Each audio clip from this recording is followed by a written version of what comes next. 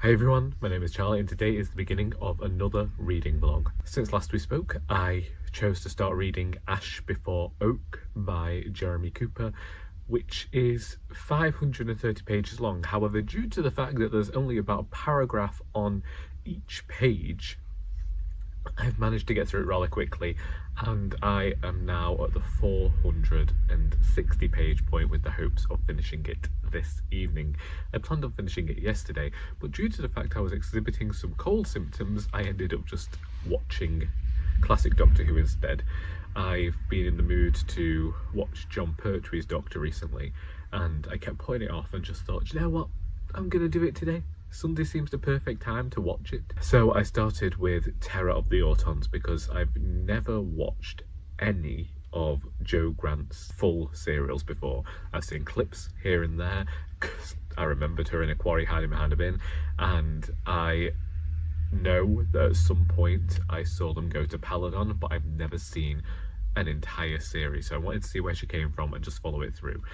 And I was amazed by how fast Terror of the Autons went. Honestly, whilst I was watching, I was thinking it would be nice to, with Modern Who, if the Doctor had this adversary for the entire series as well. Like, I know that they come in and dip in here and there, and I'd say the closest thing we had was Missy when she first came into it. But I mean, it's something where you know all along this is the adversary and they're just inserting themselves into schemes. There was something camp about it that I found utterly gleeful, and that's something I like about Jon Pertwee's era. There's a seriousness to it, but there's also a campness to it. It pokes fun at itself, and I find that brilliant, and it's reminded me of what I liked about this era of Who, so I'm glad to be watching that. And I'm saying this, it might actually be a preview of what's going to be making it on my favourites of the month. In terms of the book, Ash Before Oak, if I'd finished it, it was coming to the charity shop today. I was just determined not to DNF another book, which looks really bad actually, doesn't it? Because I've DNF'd 2 books by women, and I'm sticking with a book by a man that I'm not hating it. I said it's a great palate cleanser. It begins as this diary of the nature around this small holding that a man has taken on over the process of a year, but slowly creep in these things that he's not necessarily in the best frame of mind, and then you discover that he's come here after a period of depression, and throughout the novel he slips back into old habits, and so definite trigger warnings for suicidal thoughts and suicidal attempts. And because it's written in a diary format, they'll just get said nonchalantly, or the character will disappear for a period of weeks and then we'll say what happened. It disrupts the flow of the narrative, but there isn't really that much of a narrative anyway, because each page is just his observations of nature, but then he'll insert parts about himself in there and his story, almost like this idea of getting fed the novel piecemeal, as he obsesses over certain parts of nature and he doesn't actually know a lot about the nature, and he will make mistakes, and those mistakes are kept in because it's in the diary format. I think that the author's done a good job of actually crafting this in a diary fashion so that it does actually feel like a person has written this, as opposed to it's something that has been written like a piece of fiction, a piece of prose. So yes, very much not enjoying this one, but I'm liking this one. Hopefully finish that today, and then this week's plans before we end the month are to read The Furrows by Namwali Chappelle and Motherthing, whose author I have just fantastically forgotten, but Ainslie somebody. Either way, I'm looking forward to both of them. In terms of Motherthing, it feels like, in my mind, it's a blend of Blithe Spirits and Monster-in-Law, but are those films quite similar anyway? I am not sure. It's been a while since I've seen either of them. However, I am in work on Wednesday this week, which is usually the day that I do my recording, and so I'm going to lose a day of reading there, and I've got plans on Thursday, so hopefully I'm going to be able to find some time to actually get some reading done this week alongside all the other plans that I have. And hopefully we enjoy some books this week, because last week, as much as I adored Ducks and I Will Make of You a Vowel Sound, there were a few DNFs there, weren't there? A few duds, so fingers crossed and everything that we're going to have a good reading week. It's also the Poetry Readathon, as hosted by myself and Charlie of Charlie Book Reads. I posted a prize winner this morning, which is Jen Campbell's The Hospital Is Not My House, which won the Spelt Poetry competition back in 2022. So I shared that in the community tab, and I'm going to be sharing a poem for each different prompt on our bingo card. There's also the free prompt, so I don't know what we're going to do with that. I will try and see you tomorrow. It's raining today, and I'm hoping the rain doesn't last into tomorrow. I mean, if it does, then I'll be able to get some of the things that I've got planned done, as opposed to just taking Sally for a very long walk. However, I'm going to go and sneeze now, so see ya.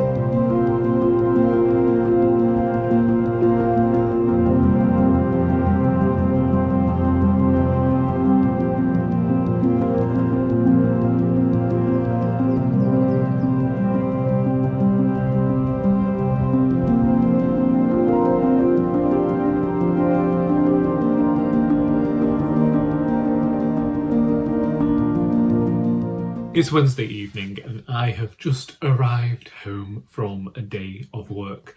I don't usually work Wednesdays, but the colleague is away for her daughter's birthday, and as such I was tasked with going in and covering. So I've really worked hard on trying to get the books in that shop into a condition that isn't going to kill somebody if they collapse. But unfortunately, we are still not there yet.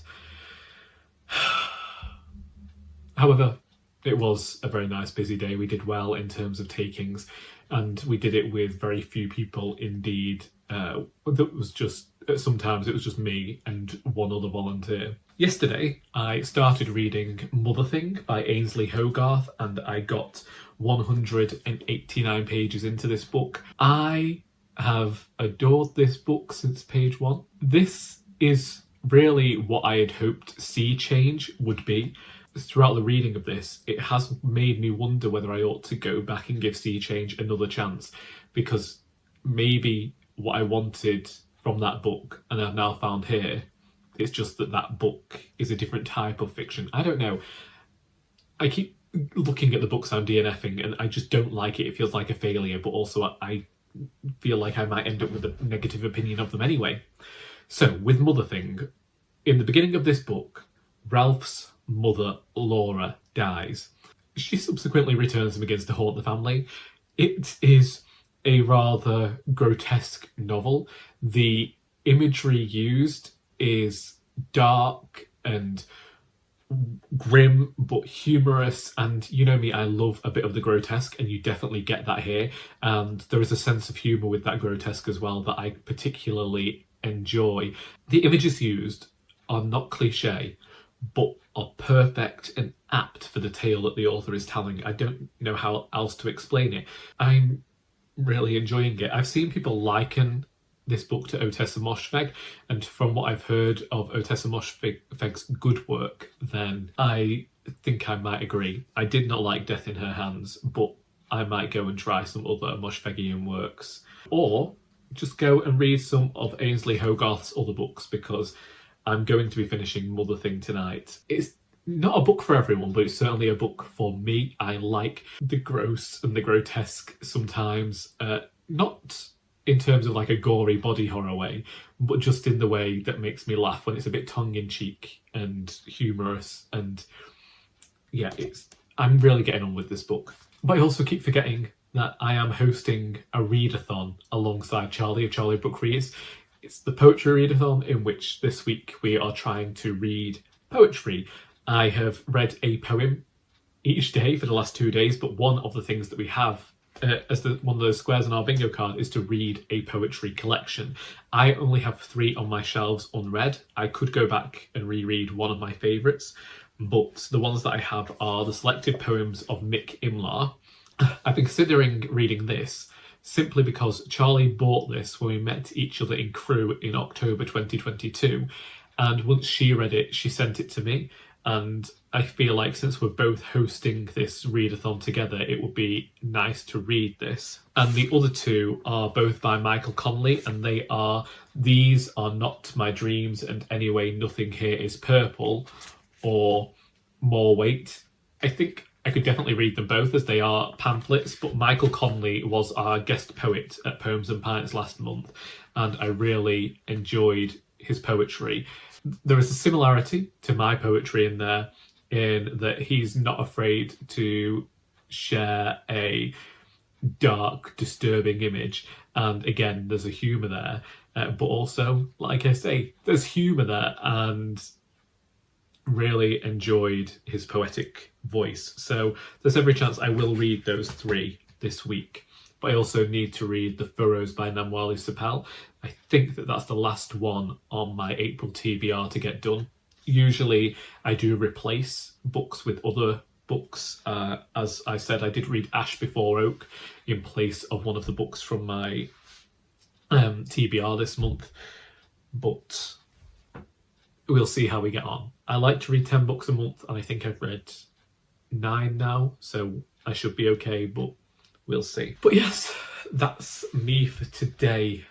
Yesterday, I wanted to take Sally on a nice long walk around Macclesfield Forest, and I set off to do so, but we met a young whippet named Benji, and he was very excitable, and he and his owner were walking the same way as me and Sal, and I decided to divert off the path and take a different route, because sometimes he was aggravating Sally a little bit, and I could do without that aggro, so I'll have to wait till next week and try and get a long one in next week.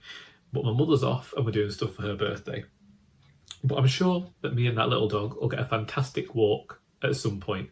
Tomorrow I have a lot on, which involves meeting 2 friends, so I'm not going to be in for the majority of the day. I know, I don't know when I developed a social life, but it surprises me and shocks me every single day. I arrived to work wearing my dead grandfather's watch because I've owned it for 14 years. He's been dead for 22 years, and I've still never put a battery in it, so I'm hoping that we've got one and that it will actually work. I never use watches anyway, because I can't stand the feeling of something being removed from your wrist and still feeling like it's there, but that's what I've done today. Finished reading Motherthing last night. I'd intended to finish it on Wednesday, but I was in work, and then by the time I got home and got everything sorted, didn't get the chance to. And then yesterday I had so much on visiting friends and that sort of thing that I didn't sit down to read it until 10 o'clock last night and finished it at 11:30, and it was bonkers. That's the only word I can think to describe this book. It's not one that I use often, but it's the one that came into my head to talk about this book. Was just bonkers. The last 100 pages, I could not believe what I was reading. I had no idea that it was going to go in the direction that it went in, and I'm reading some really violent, horrible stuff, and I am grinning. So I think that there is something wrong with me internally, because this book, it does some utterly deplorable things. Characters committing acts that are really reprehensible, and I'm here in full support of them and their actions. I'm finding the grotesque, the grim, incredibly funny, and like, I couldn't cope with the grotesque last year, so this has just like put me in this whole like frame of mind that I'm just like, I it's the way in which it's done. It's the lightheartedness to it. It's the recognizing that it's completely insane and leaning into that, I think. But I thoroughly enjoyed my time reading this one.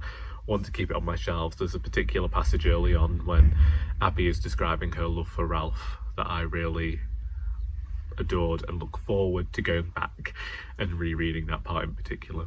I've actually bought one of the books from my May TBR in to work with me today, which is Black Swan Green by David Mitchell.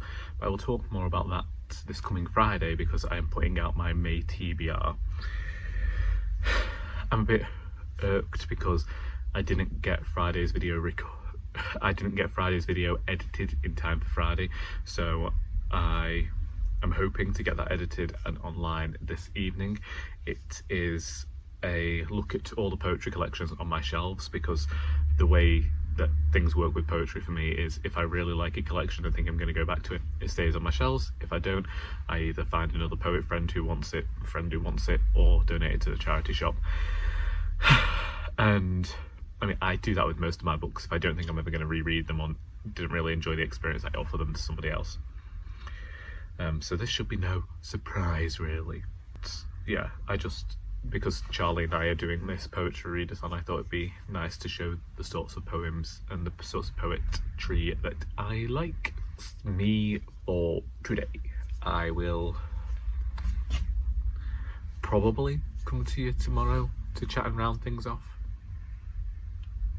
See if I've started reading anything new before we go into next week, because otherwise it's just going to be a 2-book video. Oh, well, I did plan on reading poetry tonight. We'll figure it out. I'll figure it out. I'll see you when I see you. Well, last night I read the poetry pamphlets More Weight and These Are Not My Dreams and Anything Nothing Is Purple by Michael Conley. He was the guest poet at Poems and Pints in March or April. We're in April, so maybe it was April. It was April. It was the start of this month. I tell you. Anyway, he was our guest poet for Poems and Pints, and I discovered him because I was looking back at the old issue of Butcher's Dog that I had my poem Wool Gathering in years ago, and it turned out that Michael Conley had been in there as well. I've since found out that he knows quite a few poets that I know too in this area, so what can you do? Anyway, these were great poems. I knew that they were going to be. I'd heard a couple of them when he came and was the guest, and there's just a great sense of humour within these poems. As I mentioned about Motherthing when I finished that, there is a grotesque quality to them on occasion, something a bit more grim, but there is also this humour there that I happen to get on with, so I very much enjoyed reading these 2 pamphlets, and I look forward to seeing what else this poet has out there. I also got up to date reading this Nigel Slater's Kitchen Diaries. I'm doing what I did with the Christmas Diaries with this, and I don't know whether I've talked about the book at all this year. Anyway, the Kitchen Diaries came into the charity shop. I bought it with the intention of just reading each page as it came up, because it's written in a diary entry, so I'll read it's the 27th of April today, so I'll read the 27th of April's entry today and just have a book running throughout the entirety of the year. It's a cookbook. I have tried some of the recipes in here, some to great success, some not to so much success, because I'm not as rich as Nigel Slater, so I'm not perhaps buying the same quality ingredients. I also read a short story from the collection Every Drop is a Man's Nightmare. I can't remember the author right now, but I will include that in the description. And my goodness, I read the title story last night because I'd read the first one a few days ago. There was something about the writing in here that led me feeling like I was in some sort of haze. Now, admittedly, I did read this just before going to bed, so there's every chance I was half asleep when I read this and dozing already. But for me, it felt like there was this dreamlike quality to the entirety of the short story, and I'm also enjoying it because I'm learning about folk tales that I haven't previously heard about from a country that I don't know much about either. That really lends itself to this unsettling, unnerving quality that is within the prose.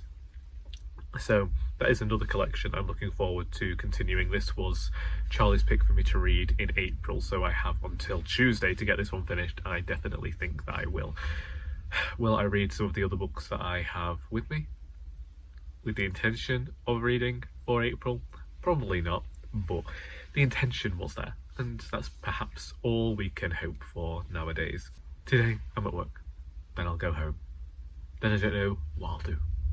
Try and get some reading in there, maybe watch some more Modern Family or some Doctor Who, because they're both the things that have taken over my watching at the moment. I watched the entirety of Mandy, and I do enjoy that comedy. But for now, that is all I have to say for this week. Them's the books, that's my week. So if you've read any of these books and would like to discuss them, then please feel free to do so in the comments. Having watched this video, are there any books you would recommend to me based on what I've said that I seem to have enjoyed this week? I hope that you've got something out of this video, because until next time, that is all.